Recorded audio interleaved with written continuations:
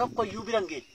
Bulchuu biran geenye Oromoon bulchuu biran geenye ammayyuu hin agarre bulchuu oduu isaa dhagaye malee. Akka bulchi jedhanitti bulchaa jira malee qajeelfama fudhate. Isa akkasii jira. Isa immoo silayyuu yoom dhabne ree zamana Haile Sillaasees zamana duriis isuma durii mootummoota darban keessatti immoo isa ofiin qopheessuu dhabne malee isa ofiin yaadee ofiin murteessuu dhabne malee isa ajajamu yoom dhabe Oromoon. Isa saba Oromaatu itti qabbaneeffachaa jira.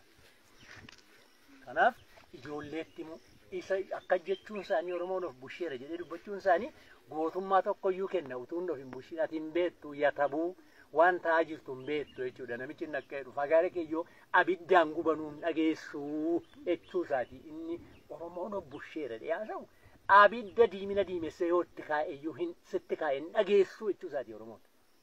Malee of bushee jira jechuun sirrii miti of hin bushine ajajaaniti duuba taa'ee ajajeetu bushisiisaa jira.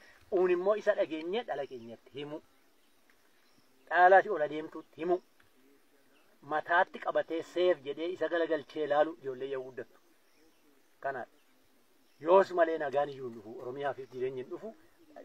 Dacheen Oromiyaa qorrosamaa cabaa hiramaa jirus irraan dhaabbatu. Sabi Oromoo utuu beekuu tabuu ta'ee golatti galee baratee akka itti jiraatu dhabee of ajjee cikaa amma sabi Oromoo kan of ajjeesaa jiru kan waraanatti namaa jiru biyya bushuudha. Nan du'aa jiru. Ayyaana isaaniiti kun immoo isaaniif karaatti wal ficcisiisan. Isaaniif immoo ayyaana isaaniif humna Oromoo akka laafu gochaa jiru. Utuu beeka ta'e kana himna ijoolleetti himuu wayya kana Oromoon kan fakkaatu hundi isaa kana haiman ijoolleetti.